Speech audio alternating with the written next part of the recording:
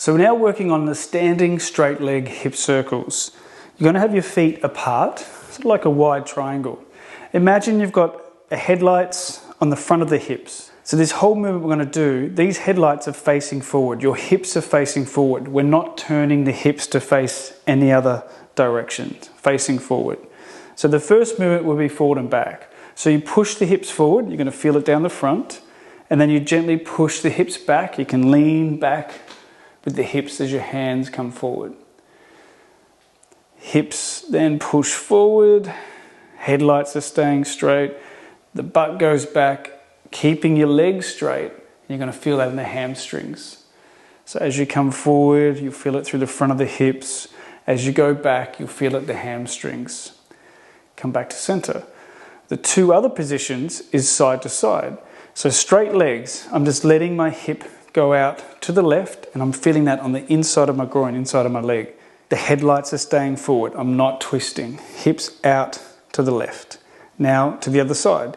Hips out to the right. It's quite minimal, that movement, but my legs are staying straight. I'm feeling that down the groin. So with this movement, we're going to go around the world. Hips go forward and then take them out to the left. So hips go left. Those headlights are facing forward. Then push the hips back to this back corner. Legs are staying straight. Slowly square it up. So my hips are coming more center. I'm pushing back. Then I'm pushing my hips out now to the right. Legs are staying straight. Those hips are facing forward. Pulling the hips forward in that top quadrant there. And then coming back to center. Then you can reverse it. Push the hips out to the right. Take the hips slowly back to this far corner.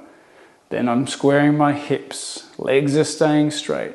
Pushing hip out the other way to the left in this back position. Then I'm pulling the hips forward to this front top position, then back to center. Again, the main thing here is your range of motion might be small in the beginning. These headlights on your hips, your pelvis, face forward. We're not turning. So it might be quite minor to begin, but those hips keep facing forward and you'll feel the intricate sensations through your legs as you do this movement. Palms are flat, fingers spread close to the knees, fingers forward, and just start to move your shoulders forward of the fingers and back again. Hips back towards the heels. You can change the position of the fingers, rocking side to side, different angles, different movements, circling the shoulders.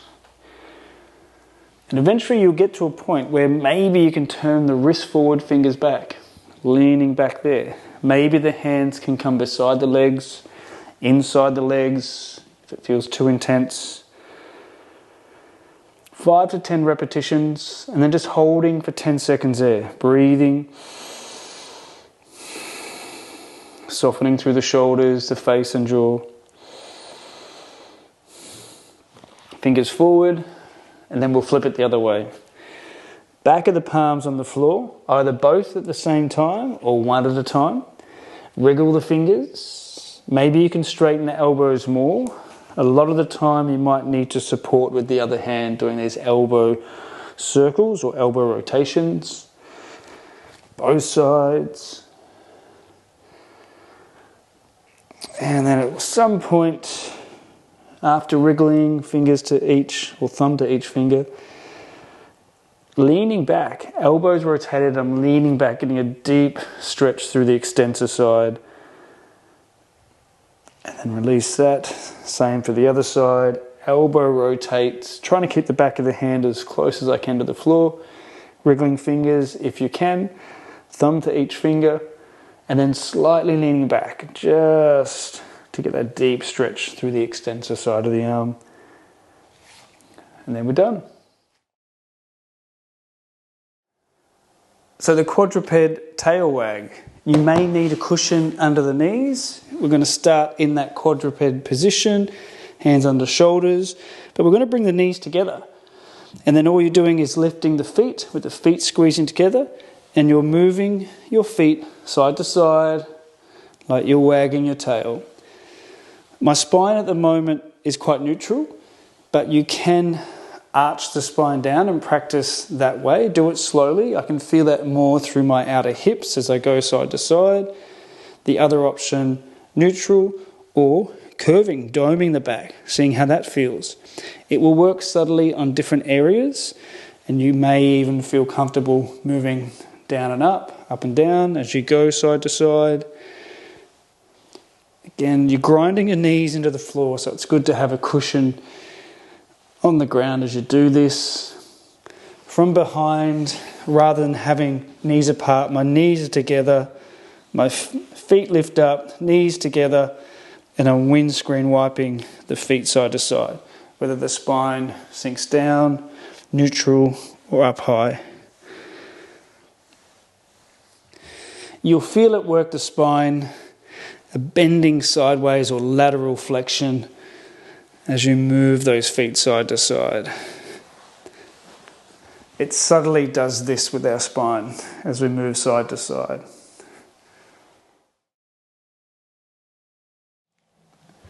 Quadruped spinal circles. Move that spine in all directions that it can go. Down, out to one side, up, out to the other. Dipping down, doming up within that range of motion. Try both directions. One side will always feel more coordinated. You can spend a bit of time pushing it down, pushing it out to one side, pushing up. Your hands will push forward into the floor there, out to the other side, back down again. You'll find your hips will just find their natural way in this movement. That spine is going down, spine is pushing out to one side. Explore all these different ways, aiming to, in a sense, become more coordinated, being able to do it both directions. Aiming to keep the elbows locked through the whole process usually is easier.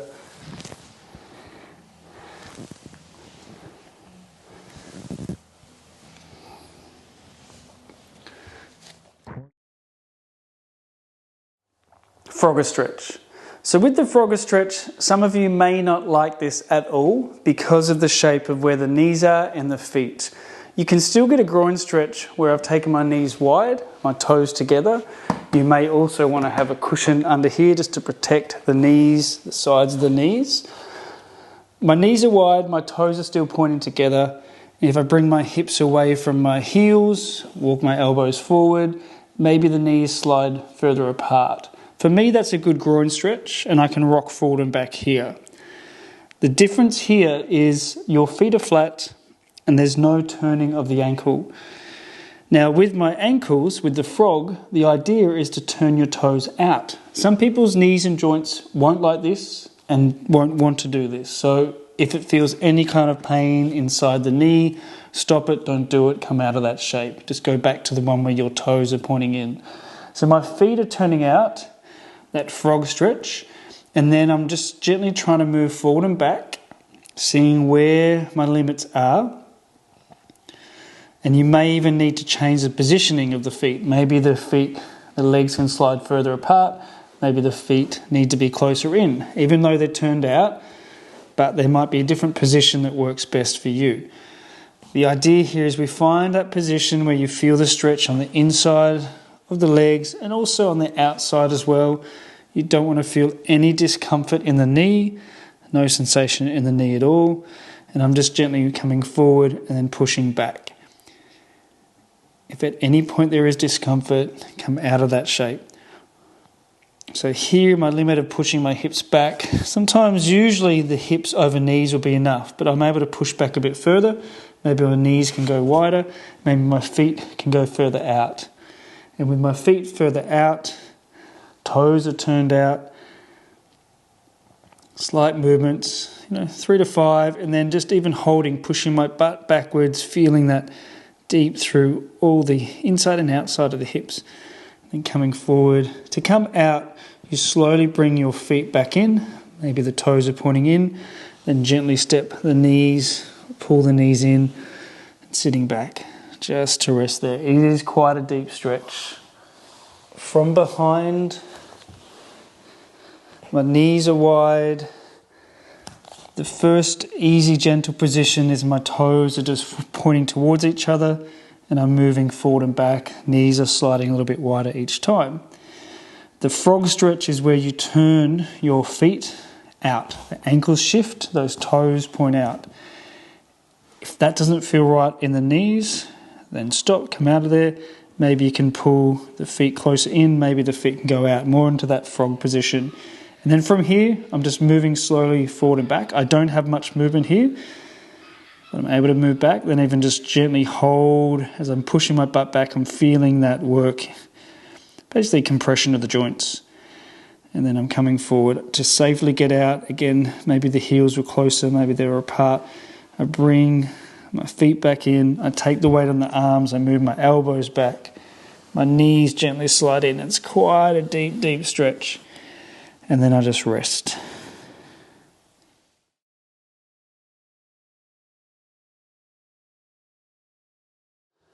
So in the beginning, if you don't have the strength to jump forward, push down, set up that floating table, butt squeezing, knees lifting, and just lean the shoulders forward. Make sure the head and neck are soft. Pushing down consistently, then even lower the knees and see if you can even step the feet there. We're trying to get the body aware and used to moving from one position to the next. But again, do what your body is capable to do. Maybe just a jump. We're coming into that quadruped position, or hands under shoulders, knees under hips. We're going to push into the floor and notice my spine, my upper spine, my shoulders start to round. That's the strength there in the arms and the shoulders. And I tuck and squeeze my butt. So as I squeeze my butt, my tail tucks under. So notice my tail sticking out, squeeze my butt, tuck it under. Toes are tucked, and I'm going to float the knees, lifting the knees up. The trick here then is the shoulders were going to tilt forward.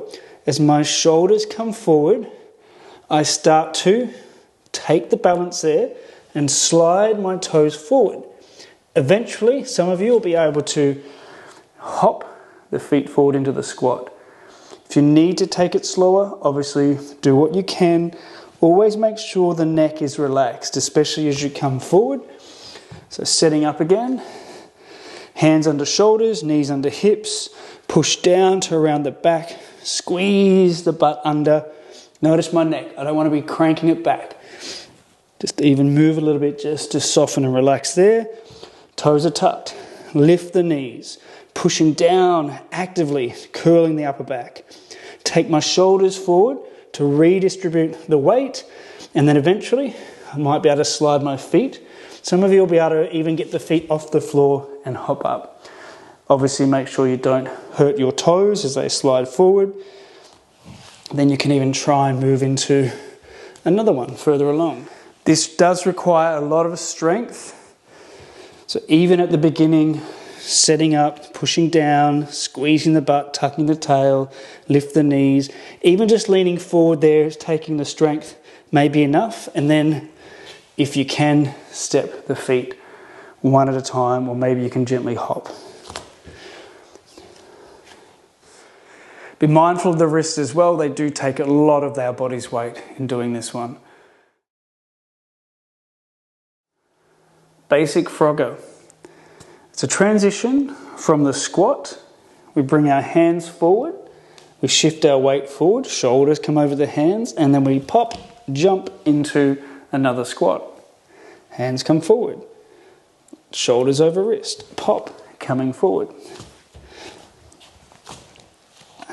If you're able to be deep into that squat, the transition should be a little bit easier.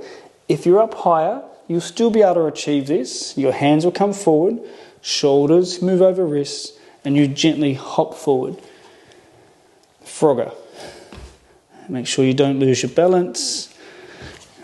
Make sure you've got enough space in the room.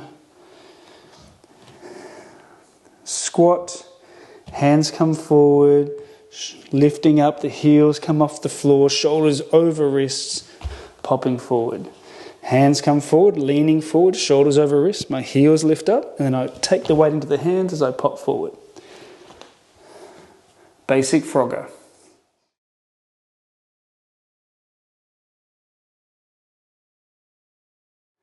So spending a minute doing just the basic monkey movement, hands coming down, shoulders over wrist, heels lift, jumping across back into the squat.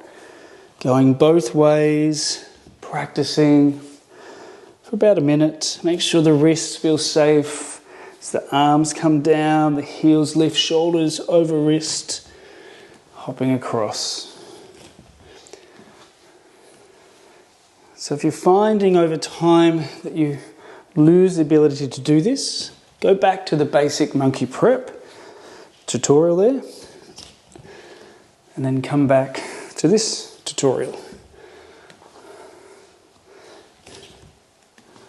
Hopping across.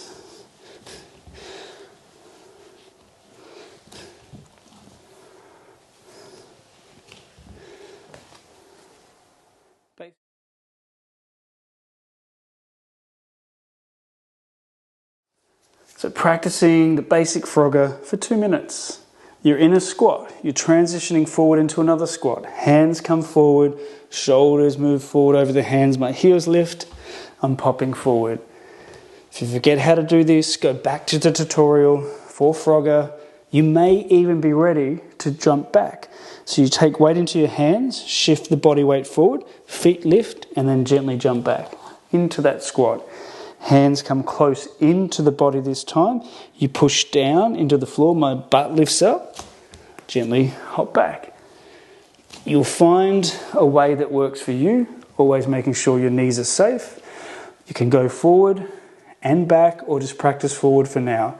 Hands are forward, shoulders over the wrist. My heels lift up, jumping forward. Frogger. Got another minute left, so keep practicing. Again, I'm pushing down close into where my feet are. My butt lifts up. I take the weight into the arms. Elbows are straight. And that helps that pushing back element. A few more. Shoulders over wrist. Hopping forward. If you're up high, if your squat isn't as deep, you'll still be able to achieve this. Make sure your head and neck feel safe as you move forward and back. Keep breathing. If you need to rest, come down, have a rest.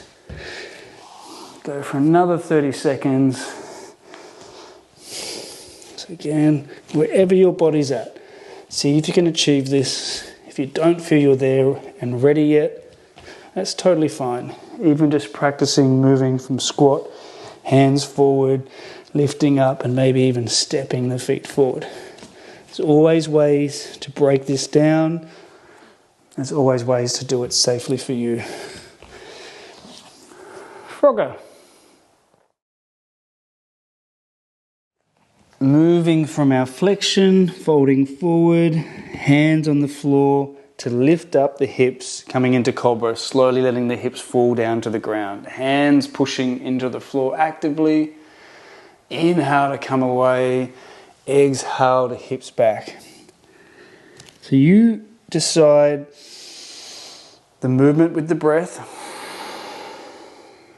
So I inhale, exhale to push back, and inhale to come forward, exhale to drop down. So that's the rhythm I take. Your body, your breath might dictate slightly different.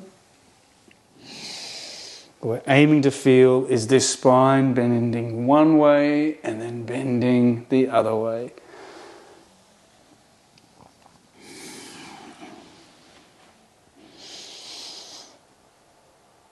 And just one more.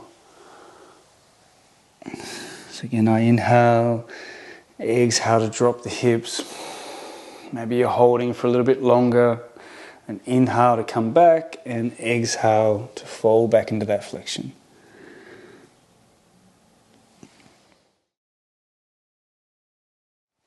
Our seated clasped hand extension. Interlacing the fingers behind your back, chest lifts, squeeze the shoulder blades back. Some of you will be able to straighten the elbows, some may still be slightly bent. See if you can use your hands to push up and tilt you forward. It's not about how far you come, but we're doing this position for about 30 seconds to a minute. Maybe you're happier just holding that, leaning slightly forward. I prefer this one bending knees and coming forward from here. Just tilting my hips, it makes it easier and lighter on my arms as I come through. Do a few more if you need to stop, if you need to sit down.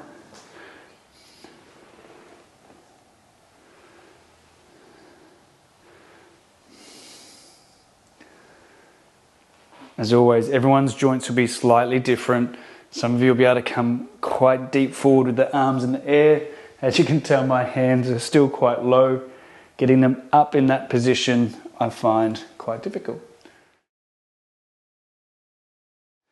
So doing our kneeling lunge each side, starting with one leg forward. If you need to hold on, coming into it, coming out. You can squeeze your butt, tuck your tail, pull the knee through the floor when you're forward and hold that. You'll feel everything contract. Come out, come back in, keep squeezing the butt. You'll feel that, really work that back leg. Pull the knee slightly forward, come out of it.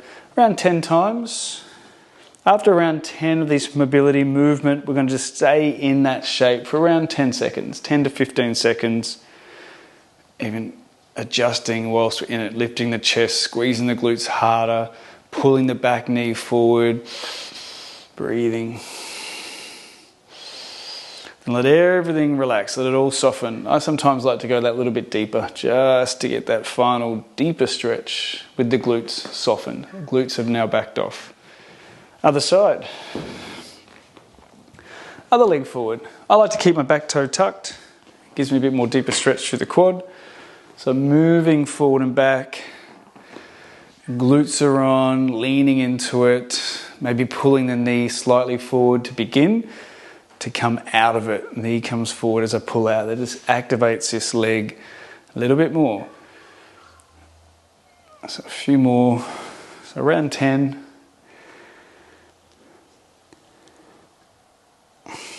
Then we sink in and hold here. Squeeze your butt, lift the chest. Maybe you're pulling the back knee forward actively. Breathing. You feel everything really tighten up and tense. And then I just let everything soften. My butt softens and I lean deeper into it. And then slowly coming out of there. Kneeling lunge.